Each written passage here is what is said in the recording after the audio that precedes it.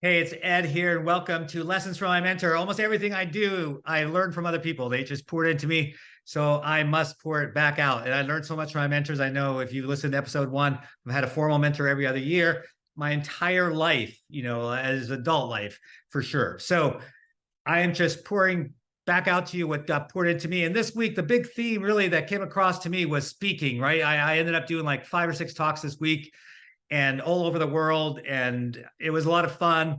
And a lot of people ask me the same question, like, how do you become a speaker and all that kind of stuff? So I'm going to kind of hit this like broad overview. And then I'm going to get 10 specific, I like my 10 hacks for speaking, which actually is about 15, but could probably be consolidated down back to 10 someday. And then sort of end with an overall, theme. So I really hope this is helpful. So the first thing is, are you invited to speak or are you submitting to speak? And there's a big difference. And none of them are bad. But let me tell you, initially, you're going to have to submit a lot and just keep track of everything. And because you'll reuse and personalize these sort of things. But I would keep track of it so you don't start from scratch, learning objectives, all those sort of things that they might ask for, session descriptions. And just keep at it, right? You're going to get a lot of rejections, but keep at it.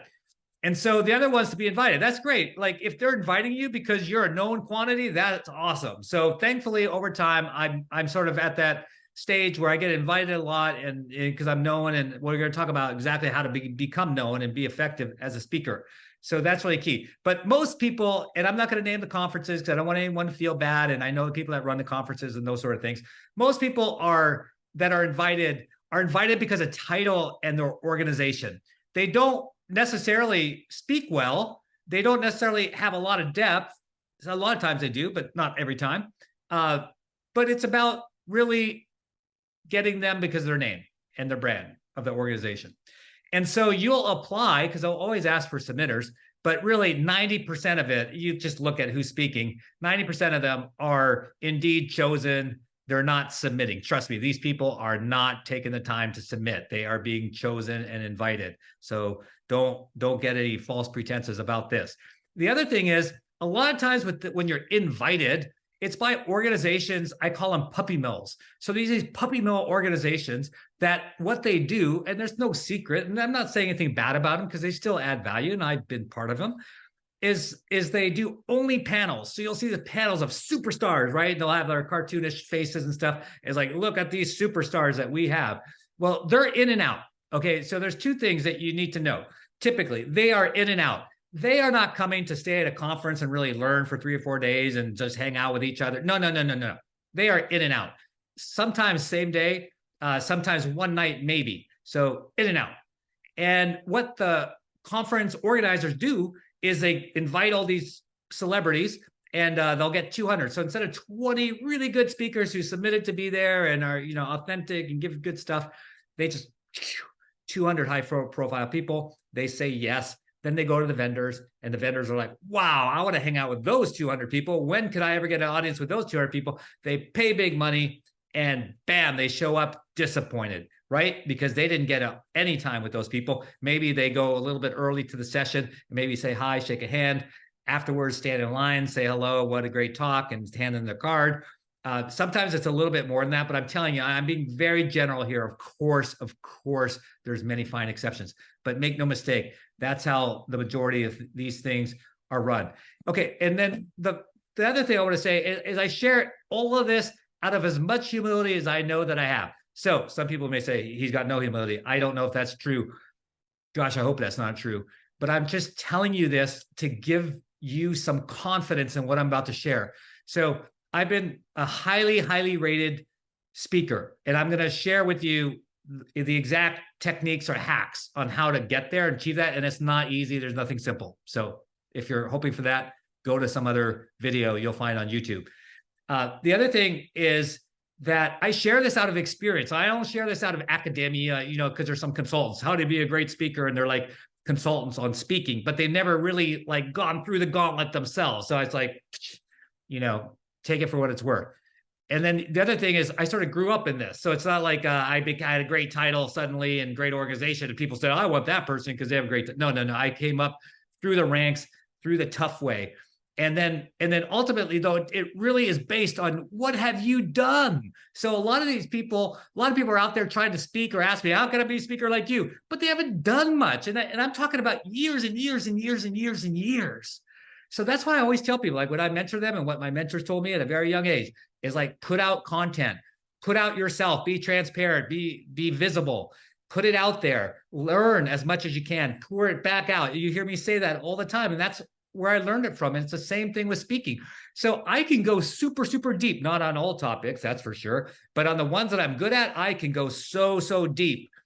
So, and it's all based on experience. So you got to be doing stuff. So don't try to be, it's like the person who wants to have the #1 record, right? Without putting in their dues at the bars and, you know, the honky tonks or whatever. They just want instant success. Well, it could happen. I'm sure it has happened for some people. Did not happen for me. I don't think it happens for most people. So go put in the work. Remember Malcolm Gladwell, 10,000 hours? That's exactly what it takes.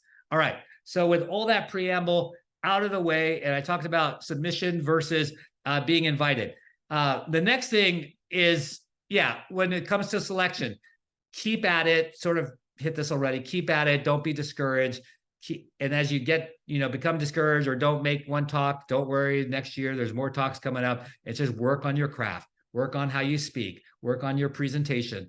But most importantly, whatever you're doing for your regular job, be super, super good at that. Get many, many different experiences and get life experience, not just the work experience, because you're going to rely on stories, and those stories must be from you.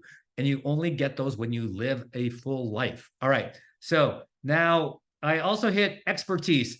So you want to be super, super expert. I already talked about that, going deep. Know your stuff.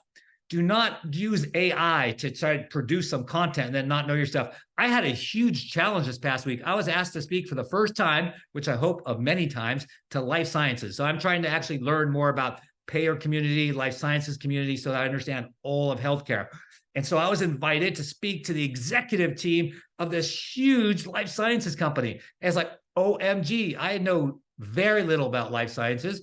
So it forced me to get really smart as fast as I could and be on the surface. So I talked to people in life sciences. I did a ton of research, and gosh, it was so much fun. And no, I'm not super deep there yet, but I'm getting there. And that's what I'm talking about. So it's like, add to your craft. And so I'm actually going to be writing a book in life sciences to learn even more. So I'm going to become expert at it. So I'm on the road and I'm starting out, but I don't make any illusions that I am expert and go out there and act like one, because you'll be found out pretty quick. So that's the other thing. And then finally, I think I already mentioned this, but on the approach, yes, you want to be very learned. And I'm going to talk about that in my hacks. But at the same time, don't be over prepared. So yeah, do all the homework, be deep in your stuff, you know, all the hacks that I'm going to talk about here in a second. But don't be over prepared to the point you are stiff and beholden to whatever mindset, because something's going to happen that's going to trip you up. Maybe there's a fire alarm gets pulled. That's happened to me. But once you start speaking a lot, everything has happened. Something happens. There's a distraction in a room. Someone gets sick. That's happened to me. So there's all sorts of stuff that can happen and throw you off your game. So you got to be like cool, relaxed, and not over prepared. I can tell you from all the podcasts I've done over 200 episodes now and a bunch of YouTube videos. And I can tell you the people that are over prepared, have a script and everything, like talking points, they're the least genuine people, and they're not as popular, even though they have big titles. It's funny. It's usually like the higher the person is in title in their organization, the more over prepared they are, because there's all these marketing and PR people, sometimes external firms. And I get that. I appreciate that to an extent. They're just like, ooh, it's just stiff. It's like wearing like if you ever had to wear a starched shirt or something. Oh, it's not very comfortable. So anyways, here we go with the top 10 hacks. I could say that. All right, experience. I think we hit that pretty well. Stories. Live a full life, and then do cool things where you work to help others, because then you'll have stories to tell. I mean, that's how my first book came around, is I would do all this speaking and I would tell stories, and time after time, people would come up and say, you need to write a book of your stories. So all I did was take all my stories and then I put it into book format. And then I had this book that had 2 separate editions. I should update it. It's like almost 10 years old now. And then it required more speaking, right? People were like, we want him to come and talk about his book on his stories. And then I would just teach people how to have their own stories. because that's a life well lived when you've got a lot of stories that you can give. And so that's always best. If you just have one example, like you're talking about something, you're supposed to be an expert on something, and you only have one example, and it's just like an academic example, forget it, boring. And that's another overall theme. Don't be boring. You're boring. People shut down, right? Within 10 seconds, they say people are already distracted, looking at their phones, thinking about home, thinking about work, thinking about other things. And you have to hold their attention. And that's hard to do, especially if it's longer than 20 minutes, like a longer than 18-minute TED Talk. It's really hard to keep their attention. So that's why it's so important to work at it. All right. So we talked about stories. Learn. Always improve. I still take classes. The most recent class I took was comedy improv. I don't want to be a comedian, but man, they are good, right? You ever go to improv? We love improv. We go to a lot of improv, my wife, Simmer, and I. And so I want to be like that, like quick thinking. They're very quick thinking. And they try to be funny, and they have stories. They rely on other stories.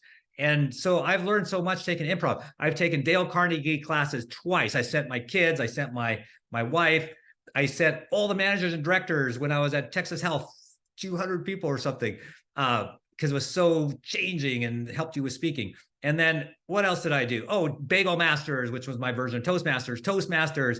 Oh my gosh, there's so many things you can do to get better. Get better. Don't get better just doing more talks, because that's not fair to your audience. So always learn. And then I love to go to churches in particular.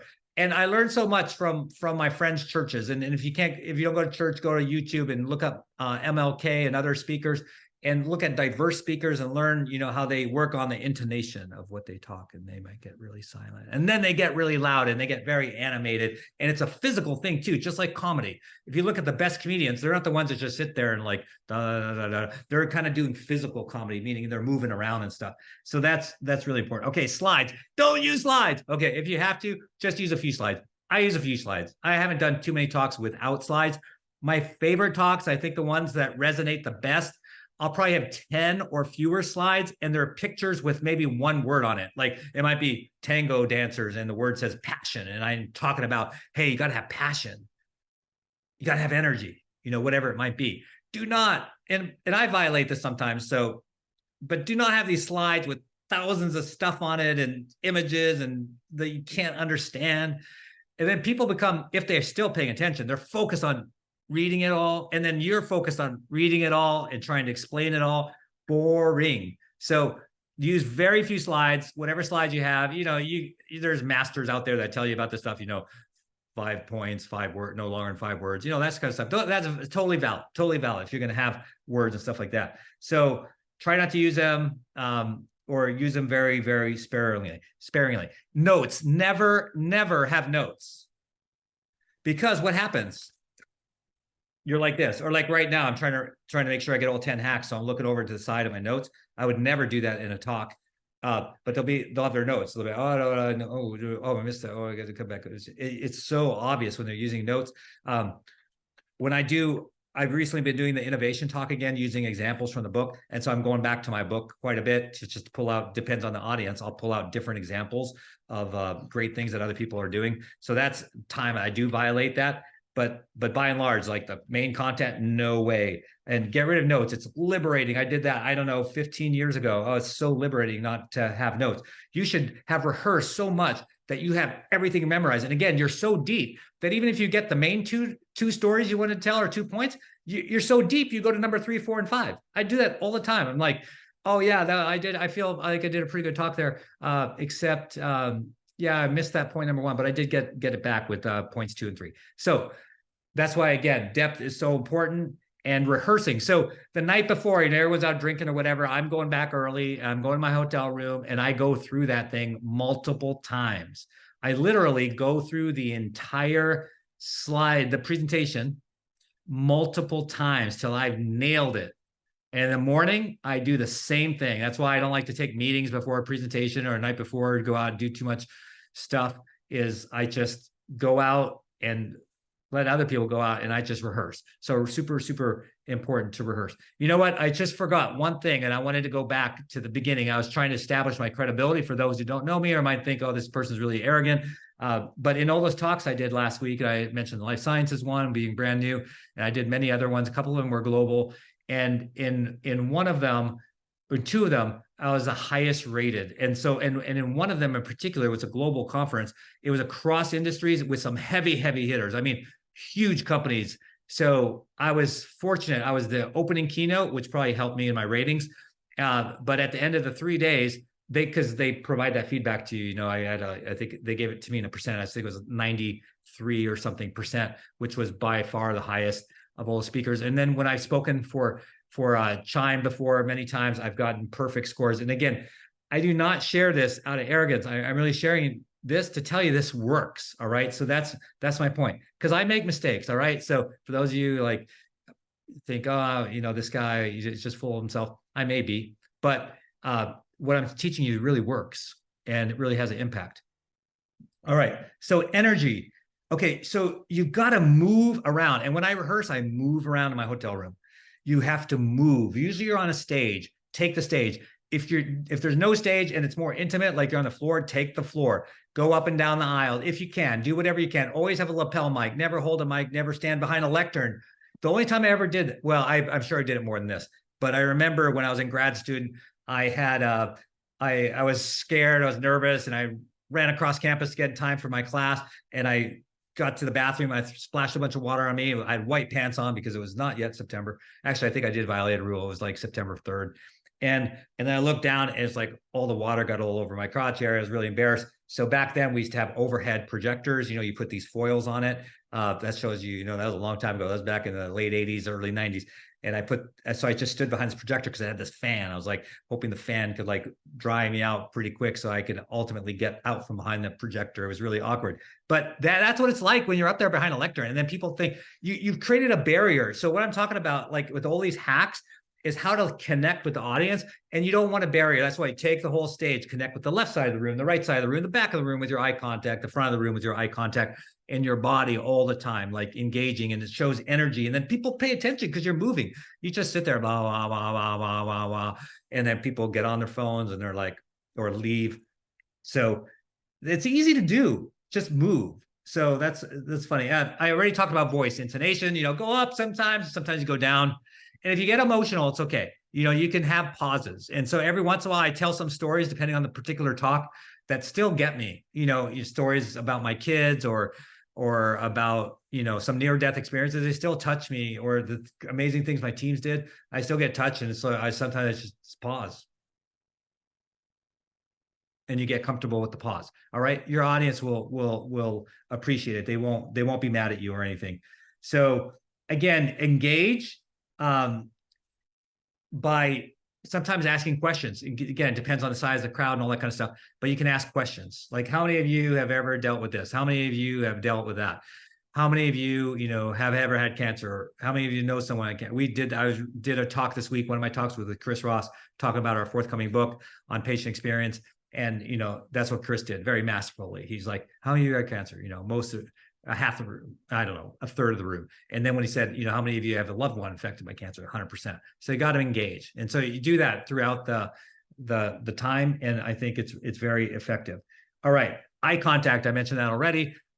I don't know that I'm super good about this. I think I'm one of those who usually looks at the back of the room, but I want to get better. So there's an area that I need to improve on, like trying to have eye contact with every single person. That would be good. So that's something that I'm personally going to work on. Authenticity, that's the one that most people want and struggle with, because I don't know, to me it's come naturally because maybe I've been doing it so long, or from my mentoring, being mentored, but just being authentic and just being vulnerable. You know, I share some really hard stuff sometimes, like I got a divorce. I was a terrible time of my life, and something I wish I didn't have to talk about, but it happened. So I'm authentic, and it's like I've been an imperfect parent, or I've been fired before. So I'm not afraid to tell the truth and tell those things, and that connects you to people because people can relate to that. Oh, I've been divorced. Oh yeah, there's times I probably didn't do well by my kids, or man, yeah, I got fired once, or you know, I got a poor performance review, or you know, everyone struggles with something. So why are you hiding it and trying to pretend you're like, you know, everything perfect? No. I think the more genuine you can be, the better the connection you have, and the better you'll engage with your audience. So authenticity, pump ups. So, okay, so we're talking hacks. I'm trying to give you 10. I think I'm on number 12 or 13. like I said, I'll eventually get it down to 10. But I have pump ups. So when I can, it's not always possible, but I love to have a Starbucks frappe chocolate mint chip, mocha chip, triple, whatever they put in there, triple shot frappuccino. I mean, that's my go-to. And then I'm like right beforehand, I'm like, shh. I probably don't down the whole thing, but I get down a good portion of it. It's kind of like my thing. It's like, yeah, I probably am getting some caffeine from it, but it's just like a thing that I like to do. Just kind of part of the routine. And the other thing is to listen to music. So I do the same thing when I compete in sports. I usually have one song for sure that I play. If I have time, there'll be 3 songs. So I'm playing these pump up songs. So I might be in the corner or before I come down from my hotel room, if it's in the same venue, I'll try to listen to my song. And that, again, it's just part of the ritual for me. So that's good. If you can have a ritual of some sort that's healthy, that's good. Another one is personalization. So, you can tell when it's the same slide deck that someone's used in Detroit. It's like singers, come around. They're in Detroit, but they were in Dallas last night. And so they're like, oh, go Dallas. And then they realize, oh, they're in Detroit. Oh, go Detroit. Don't fake the personalization, make it real. So I always think about my audience. So recently I spoke on innovation, it was in Atlanta. So what were some of the examples I used from Atlanta? It's simple. Life sciences, I mentioned already. I use life sciences examples, like how did life sciences impact my life? So that's what you need to do, is personalize. Otherwise, again, it's boring. Depth, I've spoken a lot. The deeper you go, the more natural it is, and the less you wig out. Because yes, I can easily forget, some of my main stories, but I have so many stories. I'm so depth. I could talk about mountain climbing, and maybe I forget the one about Kilimanjaro, but I can go back to some of the other mountains that I climbed, and go 10 mountains deep. So that's why the depth really helps. All right, disruption. So does your talk sound like everyone else? Again, it goes back to the lack of personalization in slides or in delivery. If it's like everyone else, then why would you want that person as a speaker? So strive to be a little different, like not different for the sake of being different, but maybe just a little bit. So maybe it's the way you speak, to tell the stories, maybe the way you use the floor, the stage, or a combination of all those things, or the way you're super authentic and connect with people. So do something that's different if you want to get invited as a speaker, because otherwise you're like, well, it's a commodity. You don't want to be a commodity. So be a little bit disruptive. And then same with the dress. Like I'll never violate a dress code. If they say, hey, we want you in business attire with a suit and tie, I'm going to wear a suit and tie. If I have a little bit more freedom, I'm going to dress the way I like to. And I'm a little bit more, I sort of came up through the punk rock era, believe it or not. And so when you see me on the streets, it'll be a lot different than what you see me in the office. And so when I speak, sometimes I just dress a little differently. It's not good or bad. It's who I am. So it's consistent with who I am, but don't be afraid to be yourself. That's the main point. So that's another thing. And then the one thing that I've talked on a couple of times, so it's kind of one of these Uber themes, I guess, is the heart trumps the head. So yeah, there's people, like if you want someone to talk about mountain climbing, there's people much more technical than I am, but I'm going to combine the heart and the head, and I'm going to give you a memorable experience. So you're going to learn about mountain climbing, and you're going to hear some stories of near death and, how it impacted my life or how I was able to help other people. You're going to remember it. So it's not just technical. So, it's the same. You're giving some sort of talk. Yeah, you can talk about the patient experience, and if it's all technical stuff, that we can pull off of AI or just, Google searches, we could have Google searched it and saved a lot of time. But if you intertwine it with your stories and that personalization and connect the heart with the head, that's what makes the big difference. And so one last analogy, and then we'll be done. Because this covers like 4 or 5 of the different hacks. Dancing. All right. So we love to dance. My wife and I love to. I have always loved dancing. I don't know if I was any good even back in the punk rock era in the mosh pit. Maybe I was okay, sort of a new wave disco, not disco, but new wave and punk. Maybe I was okay. I don't know. But as I got older, I started doing more formalized dances and like Latin dances. My wife in particular, the Latin dances like bachata and salsa, merengue, and those sort of things, and Argentine tango. And so she loves to dance. We love to dance. So I dance all the time. Now, I know I'm not a good dancer. So I took a lot of lessons. And this is what my instructors say. And I've taken a lot of lessons.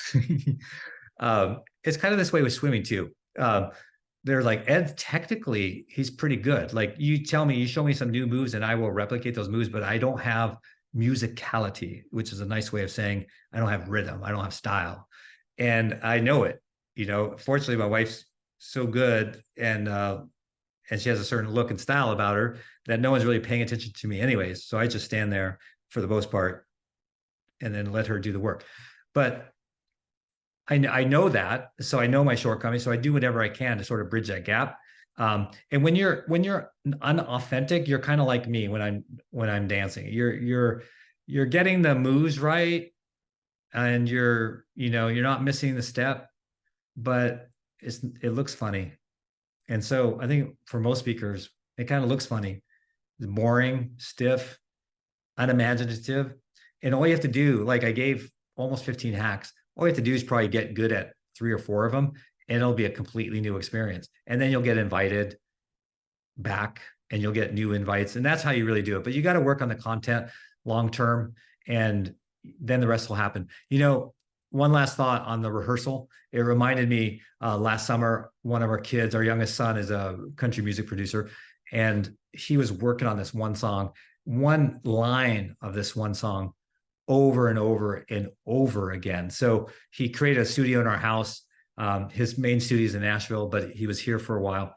And so he had a studio upstairs. So every day for hours, I'd hear the same old line, rock in a hard place.